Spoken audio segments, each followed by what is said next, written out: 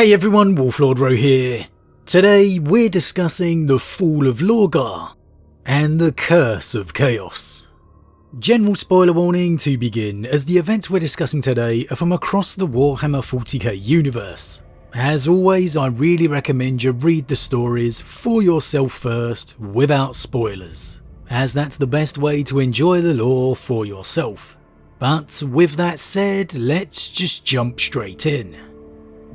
So yesterday we discussed how, despite being in flagrant opposition of the Imperial truth, honestly the Emperor was equally at fault for Lorgar's eventual fall to chaos, refusing to address the issue of Lorgar's worship before it went too far. And how, far from that simply being Lorgar's point of view, it was actually reinforced by his brother Magnus, who, despite everything, still yearned to be by his father's side, as we would later see with their eventual confrontation within Fury of Magnus.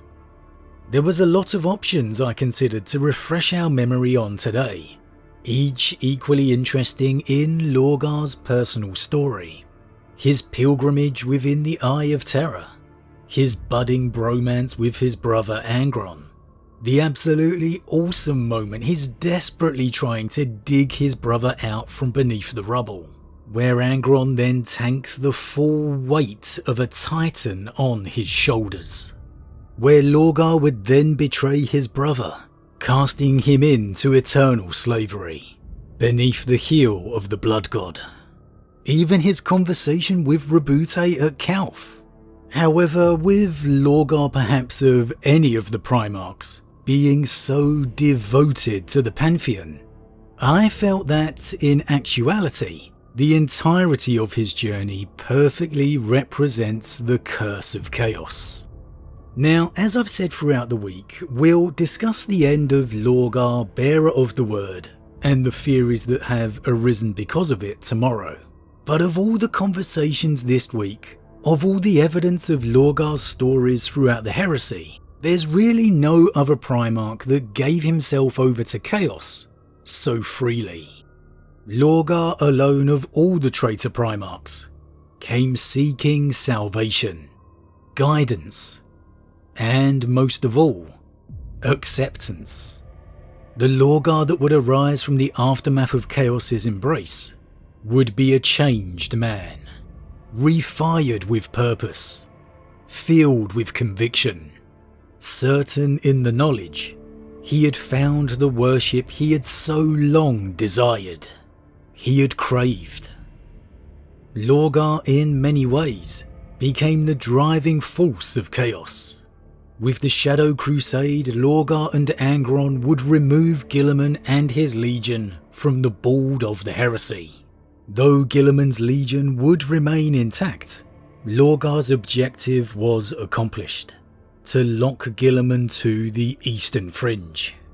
And when Horus the Warmaster, chosen of the gods, would suffer from the wound of Russ, it was Lorgar who would fill the gap, tasking Perturabo with bringing Angron to Ulanor, and he himself once again entering the Eye, to drag Fulgrim out of his exile. The Lorgar of Chaos was infused with the power's embrace. However, with the embrace of chaos comes its curse. Lorgar, in being so enthralled by chaos, so uplifted by having his faith accepted, soon began to believe he was the champion the gods deserved. They needed, not his brother Horus. When at the Battle of Beta Garmon, Lupercal once more succumbed to the wound inflicted by Russ, Lorgar saw the opportunity to strike, to take his place as the Anointed. As he believed, he so rightly was. And this all takes place in the heresy novel Slaves to Darkness, by author John French, one I definitely recommend checking out if you've never read it. Absolutely filled with traitor Primarch awesomeness. And why wouldn't Lorgar feel he was? He alone had truly worshipped the Pantheon. Horus believed he was their master. Perturabo scorned the powers of the warp. Angron was enslaved to Khorne. Fulgrim to Slanesh. Mortarion despised the sorcery of the Immaterium. Cursed descended to insanity. And Alfarius. I am Alfarius. It's easy to see how Lorgar came to this point. Convinced himself of it. In fact, it was said the very reason Horus still suffered from the wound inflicted by Russ was because a part of him still fought the influence of the gods, refused to give himself over entirely, as Lorgar had only too willingly. Horus had been chosen, but in his consuming faith, worship of the powers, it's clear Lorgar believed he was the true chosen they needed. He is the anointed of the gods. They have blessed and exalted him higher than any other, higher than even I, their most devoted servant. They have given him the keys to existence, and yet he does not embrace them. He puts himself above them, and he is strong enough to resist, but not strong enough to triumph. The gods have given him power beyond anything they have bestowed on another. Yet he fights it. He resists the gods' favour, even as they lift him up. Who could be strong enough to triumph against the gods? And without submitting, he will be torn apart. Without submitting, he will be too weak to defeat the Emperor. And then we will have failed. He is the anointed, my lord. The gods have chosen their instrument. Lorgar did not answer at once, but closed his eyes. His face was perfectly still. In his sight, Layak saw the Primarch's white corona of power contract. And if he is a flawed weapon, what then? Should we stand aside and watch all that we have brought about burn to ashes? If that is the will of the gods gift us with power. What we do with that power is for us to decide. To either be exalted or to be broken by it. We are not their slaves. We are their champions. And what we do is either to their glory or to their displeasure. You can see here the conflicting arguments of Lorgar's position, rationalizing in his own mind that he needs to be the champion of chaos, because it's for the best. It's the only way. Yet, he doesn't have an answer for Horus being the anointed, not him. Simply having to resort to a yeah but. Horus is damaged. He doesn't love the gods like I do. He doesn't embrace them like me. He can't win, but I can. Of course, completely ignoring the fact of why Horus was the War Master in the first place. Why the gods went after him and not another. Not Lorgar. Because it was Horus who commanded the loyalty of his brothers.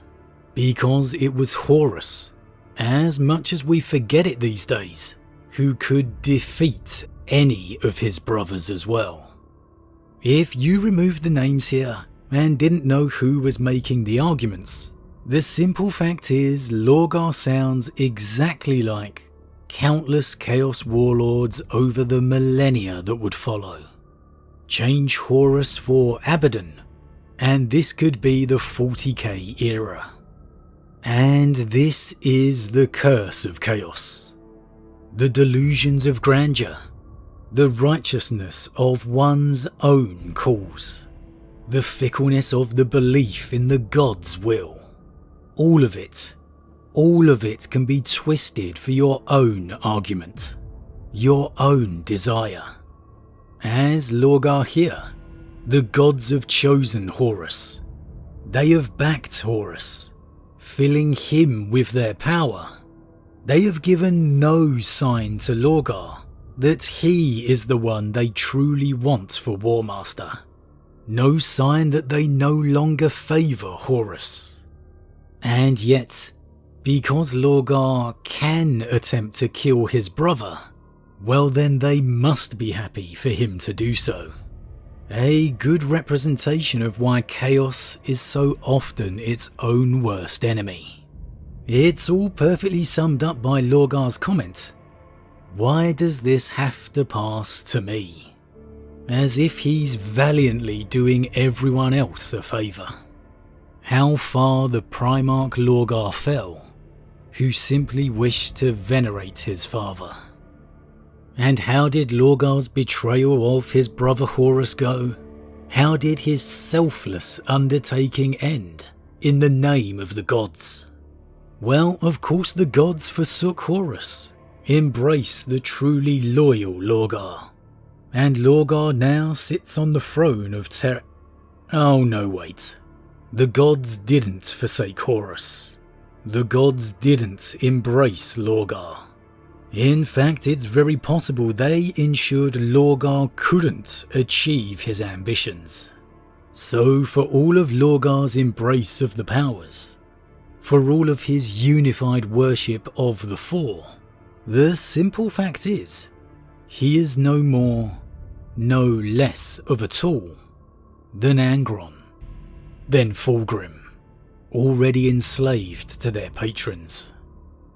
Because the Chaos Gods care nothing for those that follow. They care only for their victory, for their game.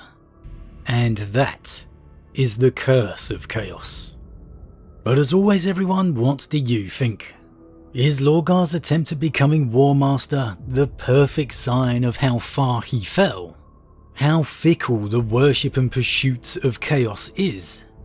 Is the gods' refusal to abandon Horus the perfect example of how little Lorgar's praise and worship actually means?